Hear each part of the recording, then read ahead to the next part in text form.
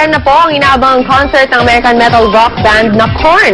Kaya ang kanilang front act na bandang Slapshot, nagsample na ng kanilang performance. Yan ang chika ni Kata Tibayan. Total na nakrakan ang performance ng grupo. Sinagtugdi ng Slapshot ang sikat na kanta ng Korn na Blind.